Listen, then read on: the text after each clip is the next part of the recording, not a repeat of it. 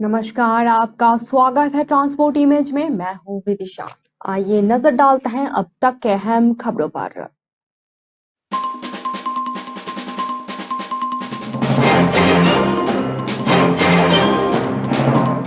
चीन को जवाब देने की तैयारी। लेह में एलएसी के साथ साथ बनेगा 135 किलोमीटर लंबा हाईवे।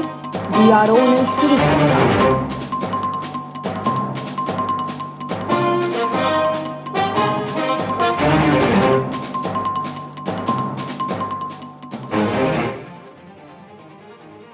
बागेश्वर धाम वाले पंडित धीरेन्द्र शास्त्री को मिली जान से मारने की धमकी। चचेरे भाई ने दर्ज कराया एफआईआर।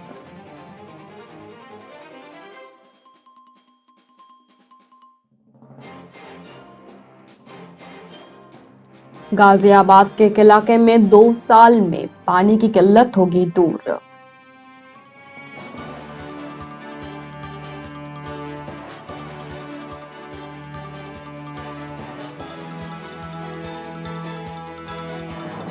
अब आलू उत्पादन में बढ़ोतरी देखने को मिलेगा।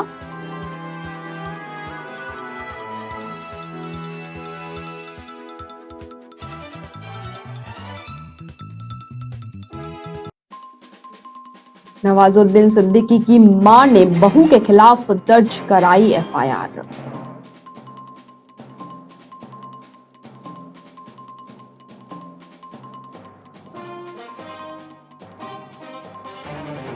महाराष्ट्र के राज्यपाल का पद छोड़ना चाहते हैं केसरी।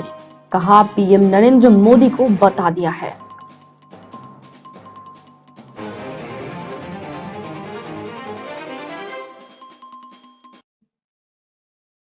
आइए जानते हैं खबरें विस्तार से।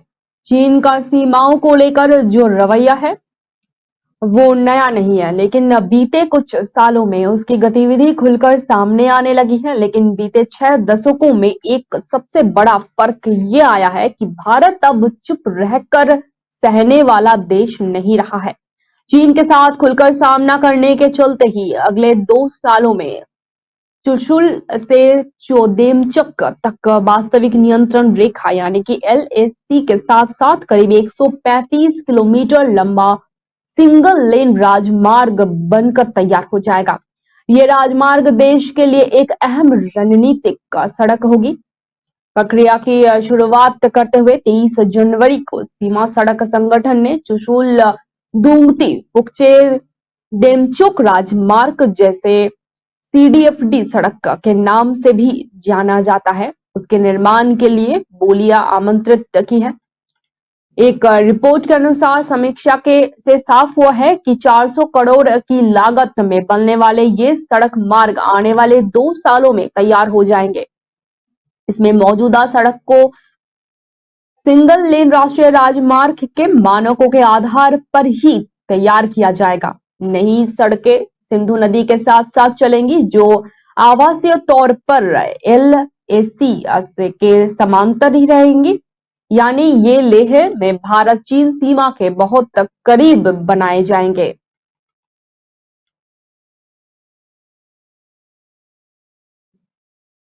बागेश्वर धाम के बाबा धीरेन्द्र शास्त्री को धमकी मिली है। इस बारे में छतरपुर पुलिस ने एक शिकायत दर्ज की है। मध्य प्रदेश के छतरपुर जिले में बागेश्वर धाम के पंडित धीरेन्द्र शास्त्री के एक रिश्तेदार लोकेश गर्ग ने धमकी मिलने की शिकायत दर्ज करवाई है। इस मामले में एक एफआईआर दर्ज हो गई है। बताया जा रहा है कि बागेश्वर धाम के पीठाधीश्वर धीरेन्द्र कृष्ण शास्त्री के चचेरे भाई लोकेश गर्ग को फोन पर जान से मारने की धमकी मिली है। अज्ञात नंबर से आए कॉल से अमर सिंह नाम के व्यक्ति ने धीरेन्द्र कृष्ण शास्त्री को जान से मारने की धमकी दी है। लोकेश गर्ग की रिपोर्ट पर बमीठा थाने में मामला दर्ज करवाया हुआ है। बमीठा थाना पुलिस अज्ञात आरोपी की तलाश में जुट गई है। पुलिस ने धारा 506 और 507 के तहत एफआईआर दर्ज की है। छतरपुर के एसपी सचिन शर्मा ने मीडिया से बातचीत में इस बात की पुष्टि की है कि बागेश्वर धाम के बाबा पंडित धीरेन्द्र शास्त्री की जान से मारने की धमकी मिली है और इस बारे में एक मामला भी दर्ज करवाया गया है। उन्होंने कहा कि एक शख्स लगातार बाबा धीरेन्द्र शास्त्री से बात करने की कोशिश कर रहा था। लेकिन उसकी बात बाबा धीरेन्द्र शास्त्री से नहीं हो पा रही थी।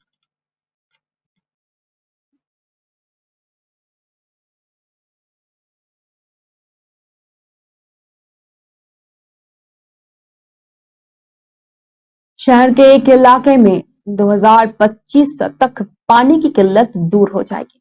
इस इलाके में पानी की किल्लत को देखते हुए जलकल ने प्रस्ताव तैयार कर रहा है। इस इलाके में गंगा जल की पूर्ति की योजना बनाई गई है। डीएम के माध्यम से प्रस्ताव शासन को भेजा जाएगा। स्वीकृति होने के बाद ही गंगा जल प्लांट बनाने का काम शुरू हो जाएगा। गाजियाबाद के राजनगर एक्सटेंशन में बहुमंजिला 61 सोसाइटी है। 1 लाख की आबादी वाले इस क्षेत्र में पेयजल आपूर्ति की कोई व्यवस्था अभी तक नहीं की गई थी। सबमर्सिबल से पानी की आपूर्ति होती थी। पिछले 1 दशक में यहाँ तेजी से इमारतें बनी हैं। यहाँ पर पिछले कई सालों से गंगा जल की आपूर्ति की मांग चली आ रही है। जल निगम प्रस्ताव तैयार किया जा रहा है। ये प्रस्ताव डीएम के माध्यम से शासन को भेजा जाएगा। गंगा जल की उपलब्धता के लिए निगम सिंचाई विभाग के अधिकारियों से भी संपर्क कर रहा है। जलकल के अधिकारियों के अनुसार निगम इसको लेकर प्लान तैयार कर रहा है। अधीक्षक अभियंता योगेश शर्मा का कहना है कि 100 क्यूसेक का गंगा जल प्लांट राजनगर एक्सटेंशन में बनाने के लिए प्रशासन और सिंचाई विभाग के अधिकारियों के साथ बैठक हो चुकी है। प्रस्ताव तैयार किया जा रहा है। प्लांट बनने के बाद यहां से मधुबन बापू धाम के लोगों को भी गंगा जल की आपूर्ति करवाई जाएगी। गाजियाबाद में करीब 64% घरों में ही नगर निगम पेयजल आपूर्ति करा रही है। 32% घरों में पेयजल बाजार से खरीद करा रहा है। राजनगर एक्सटेंशन में यहाँ हर सोसाइटी में भूजल का इस्तेमाल किया जा रहा है। एक अनुमान के मुताबिक यहाँ करीब 18 से 20 mlg पानी खर्च हो रहा है। गंगा जल की आपूर्ति के बाद यहाँ के लोगों को ग्राउंड वाटर से छुटकारा मिल सकेगा।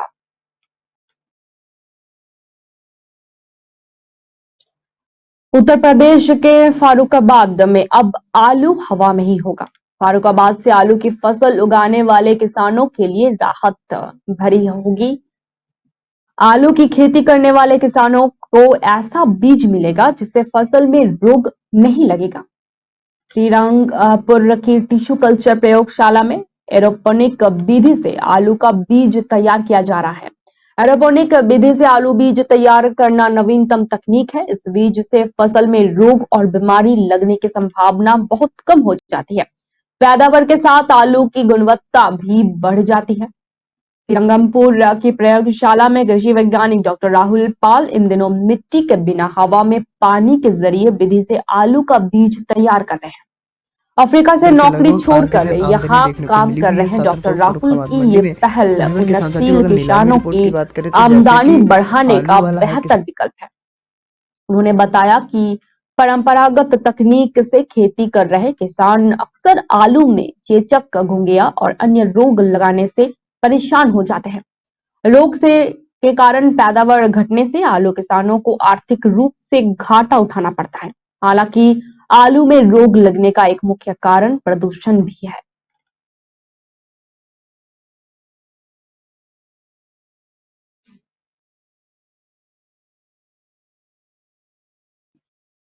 बॉलीवुड स्टार नवाजुद्दीन सिद्दीकी की मां और उनकी पत्नी जैनब उर्फ अलिया के बीच प्रॉपर्टी को लेकर विवाद चल रहा है। नवाजुद्दीन की मां मेहरुन्निसा सिद्दीकी ने उनकी पत्नी के खिलाफ प्राथमिकी दर्ज करवाई है। इसके बाद पुलिस ने अभिनेता नवाजुद्दीन की पत्नी को पूछताछ के लिए बुलाया है। बरसोबा पुलिस के अनुसार अभिनेता नवाजुद्दीन सिद्दीकी की मां मेहरुन्निसा सिद्दीकी ने अभिनेता की पत्नी जैनब के खिलाफ प्राथमिकी दर्ज करवाई है और उसके बाद ही बरसोबा पुलिस ने उन्हें पूछताछ के लिए बुलाया है। जैनब का नवाजुद्दीन की मां से विवाद हुआ था। तीनों के बीच प्रॉपर्टी को लेकर विवाद चल रहा है। जैनब नवाजुद्दीन की दूसरी पत्नी है। पुलिस ने नवाजुद्दीन की मां मेहरुन्निसा सिद्दीकी की शिकायत पर ही मामला दर्ज कराया है। इस बीच देखा जाए तो जैनब पर आरोप है कि वो जिस बंगले में गई थी वहां उनकी नवाजुद्दीन की मां से बहस हुई थी, जिसके बाद केस दर्ज करवाया गया था। नवाजुद्दीन और जैनब उर्फ अलिया की शादी साल 2010 में हुई थी। जैनब नवाजुद्दीन की दूसरी पत्नी है। लॉकडाउन के दौरान दोनों के बीच अनबन की खबरें भी सामने आ रही थी। उसी दौरान दोनों ने एक दूसरे पर गंभीर आरोप भी लगाए थे। बात तलाक तक पहुंच गई थी। वहीं मीडिया रिपोर्ट्स के मुताबिक आलिया ने नवाजुद्दीन के खिलाफ परिवार पर मारपीट के आरोप तक भी लगाए थे। दोनों के दो बच्चे भी हैं। नवाजुद्दीन सिद्दीकी ने पहली शादी अपनी मां की पसंद की लड़की सिवा से की थी। वो उत्तराखंड के दल्हानी की रहने वाली थी, लेकिन भाई ने रिश्ते को लेकर आपत्ति दिखाई थी। इसके बाद दोनों अलग हो गए थे।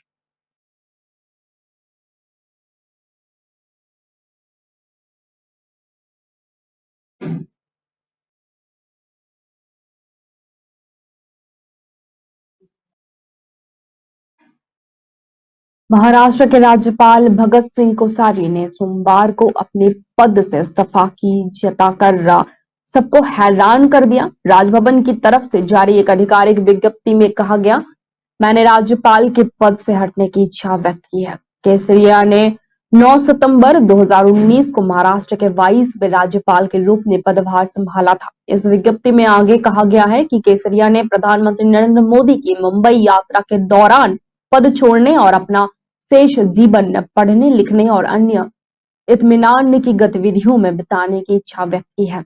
राजभवन द्वारा जारी एक बयान में राज्यपाल केसरिया ने कहा, महाराष्ट्र जैसे महान राज्य संतों, समाज साधुकरों और वीर सेनानियों की भूमि के राज्य सेवक या राज्यपाल के रूप में सेवा करना मेरे लिए एक बेहद सम्मान और सौभाग्य की बात थी। केसरिया ने कहा कि पिछले 3 साल से कुछ ज्यादा समय के दौरान महाराष्ट्र की जनता से मिली प्यार और स्नेह को मैं कभी नहीं भूल सकता। माननीय प्रधानमंत्री की हाल ही की मुंबई यात्रा के दौरान मैंने उन्हें सभी राजनीतिक जिम्मेदारियों से मुक्त होने और अपना शेष जीवन पढ़ने लिखने और अन्य गतिविधियों में बिताने की अपनी इच्छा से अवगत करवाया है।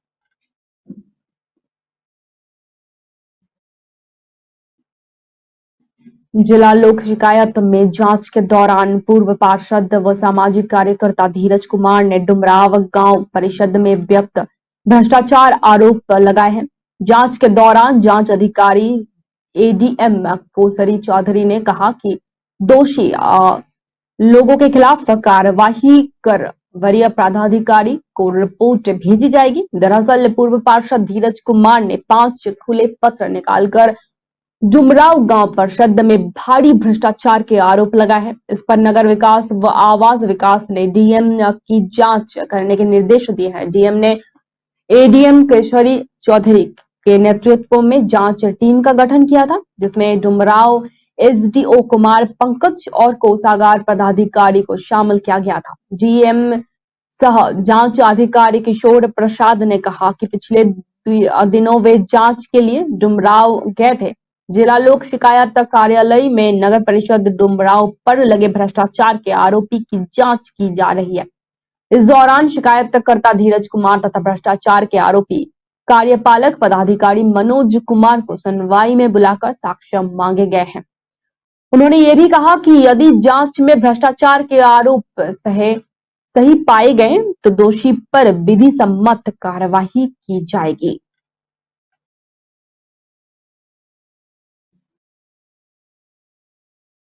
हिमाचल प्रदेश की राजधानी शिमला में टूरिस्ट की गाड़ी हादसे का शिकार हो गई। शिमला के सोंघी महली बाईपास पर पंजाब नंबर की गाड़ी अनियंत्रित होकर गहरी खाई में जा गिरी। हादसे के वक्त गाड़ी में कुल 4 लोग सवार थे, जिनमें से 3 लोगों की वहीं पर मौत हो गई। स्थानीय लोगों की मदद से घायल व्यक्ति को आईजीएमसी अस्पताल पहुंचाया गया। यहाँ उनका इलाज चल रहा है। जानकारी के अनुसार मृतक की पहचान कृष्णपुत्र चंदिया नंगल पंजाब, अमरपुत्र जैल सिंह नंगल और राजवीर पुत्र लुधियाना पंजाब के रूप में हुई है। घायल की पहचान लखन पुत्र बालक नंगाल का रहने वाला है। हादसा सोमवार रात को करीब 9 बजे पेश आया और पुलिस को दिए बयान में घायल लखन ने बताया कि वो लोग कबाड़ का काम करते हैं। सोमवार को जब वो सोलन की तरफ जा रहे थे तो महली बाईपास पर बने बनोग गांव में उनकी गाड़ी करीब 900 मीटर गहरी खाई में जा गिरी। पुलिस ने मामला दर्ज कर जांच शुरू कर दी है।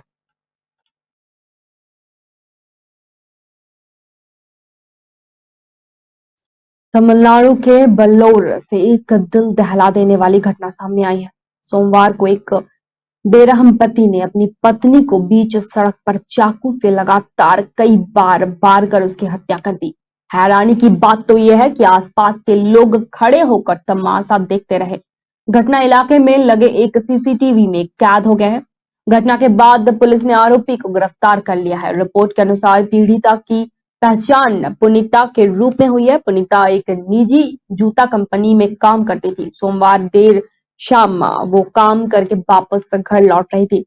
तभी बीच सड़क पर उसके पति जयशंकर ने उसे रोक लिया।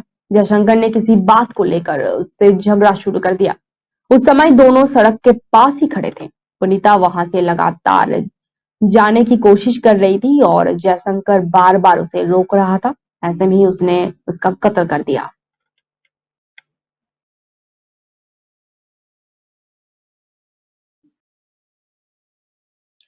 डेरा सच्चा सौदा प्रमुख राम रहीम 40 दिन की पैरोल पर शनिवार को जेल से बाहर आ गया। जेल से बाहर आने के बाद अब वो यूपी के बागपत में बरनावा आश्रम में रह रहा है। कल उसने अपने आश्रम में स्वच्छता कार्यक्रम का आयोजन किया था। उसी कार्यक्रम में ऑनलाइन माध्यम से हरियाणा बीजेपी के कई नेता शामिल हुए, जिसके बाद कई लोगों ने सोशल मीडिया पर इन नेताओं पर भी निशाना साधा। गौरतलब है कि रेप और हत्या जैसे मामलों में राम रहीम जेल में सजा काट रहे हैं। पैरोल पर बाहर आए डेरा सच्चा सौदा प्रमुख गुरमीत राम रहीम सिंह ने कल यानी सोमवार को हरियाणा समेत अन्य राज्यों में अपने स्वयं सेवकों द्वारा आयोजित स्वच्छता अभियान का वर्चुअल उद्घाटन किया। इस कार्यक्रम में हरियाणा बीजेपी के नेता राज्यसभा सांसद कृष्ण लाल पंवार और मुख्यमंत्री मनोहर लाल खट्टर के ओएसडी पूर्व मंत्री कृष्ण कुमार बेदी भी शामिल हुए थे।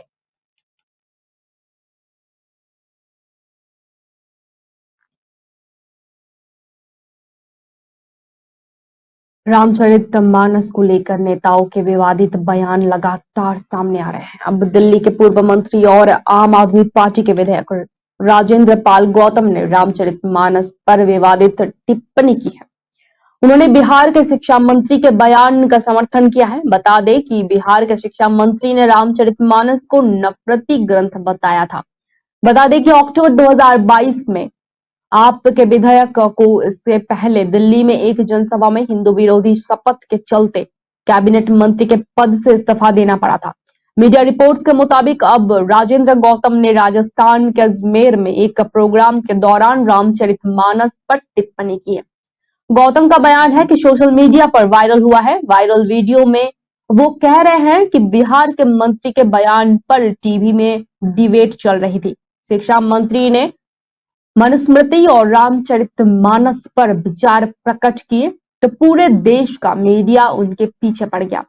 मैं पूछता हूं कि डॉक्टर राजेंद्र चंद्रशेखर ने गलत क्या कहा, अपनी मर्जी से क्या कहा? जो मनुस्मृति और रामचरितमानस में लिखा है इस पर उन्होंने यही तो कहना है और यही तो लिखा गया है, वो गलत है, स्त्री और दलित विरोधी है। क्या हमें चंद्रशेखर के साथ खड़ा नहीं होना चाहिए?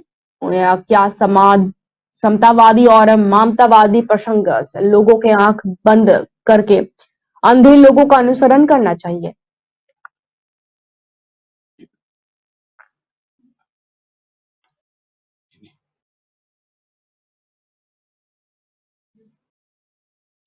नीति आयोग ने उत्तर प्रदेश के चित्रकूट जिले को सबसे पिछड़े जिलों में स्थान दिया है। हालांकि भगवान श्री राम की तपोस्थली त्रेता युग से ही आकर्षण का केंद्र रही है, इसलिए अब सरकार चित्रकूट के विकास के लिए कोशिश कर रही है। इसी कड़ी में चित्रकूट को ग्लोबल सिटी के स्वरूप में विकसित करने के लिए पुरातत्व और पर्यटन विभाग मिलकर काम कर रहे हैं। इसी के तहत यहाँ मुख्यालय करवी नगर पालिका के चौक चौराहे ट्रैफिक चौराहा का सौंदर्यकरण और चौड़ीकरण करने के साथ ही सभी पार्क तालाब और मिनी खजुराहो कहे जाने वाले गणेश बाग का उद्धार, कोठी तालाब आदि जो कचरे से भरा पड़े थे दुरुस्त किए जा रहे हैं। चित्रकूट को ग्लोबल सिटी का रूप चाइनीज डेवलपमेंट मॉडल के आधार पर ही दिया जा रहा है। चित्रकूट के रामघाट पार्क और पौराणिक बिल्डिंग का उद्धार पुरातत्व विभाग के साथ मिलकर किया जा रहा है। रास्ते सुंदर किए जा रहे हैं तो शहर की खूबसूरती को दाग लगा रही कुछ बिल्डिंग्स को गिराया जा रहा है। अतिक्रमण हटाकर पार्क बनाया जा रहा है। ग्लोबल सिटी का मॉडल ऐसा तैयार किया जा रहा है जिससे प्राचीनता और नवीनता का संबंध दिखाई दे।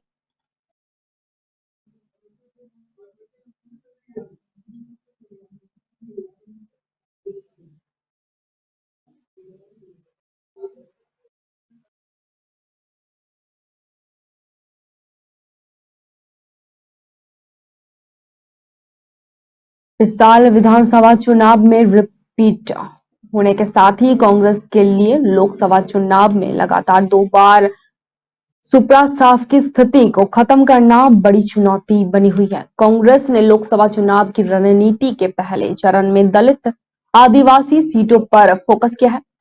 इसके तहत राजस्थान की 7, मध्य प्रदेश की 10 और छत्तीसगढ़ की 4 सीटों को लीडरशिप डेवलपमेंट मिशन में शामिल किया गया है। कांग्रेस नेतृत्व ने पिछले 2 लोकसभा चुनाव में खराब प्रदर्शन को देखते हुए 2019 के लोकसभा चुनाव में हारने वाली 121 सीट में से पहले चरण में 50 आरक्षित सीटों को चुना है, जिन पर अभी से फोकस किया जा रहा है। राजस्थान में पिछला विधानसभा चुनाव जीतने और अशोक गहलोत के सरकार बना लेने के बाद हुए लोकसभा चुनाव में पार्टी को सभी 25 सीटों पर हार झेलनी पड़ रही है। पार्टी इकाईमन का मानना है कि दलित, आदिवासी, पिछड़े और अल्पसंख्यक वर्ग के मतदाता परंपरागत रूप से कांग्रेस के साथ रहे हैं। 2 लोकसभा चुनावों में इन वोटर्स के दूर होने का खामियाजा पार्टी को हार के रूप में भुगतना पड़ा। पार्टी अब नई रणनीति के साथ इन सीटों पर वापसी की कोशिश में जुटी हुई है। इसी के तहत दलित नेता मल्लिकार्जुन खड़गे ने 50 आरक्षित सीटों पर लीडर तैयार करने का कार्यक्रम करने की मंजूरी भी दे दी है।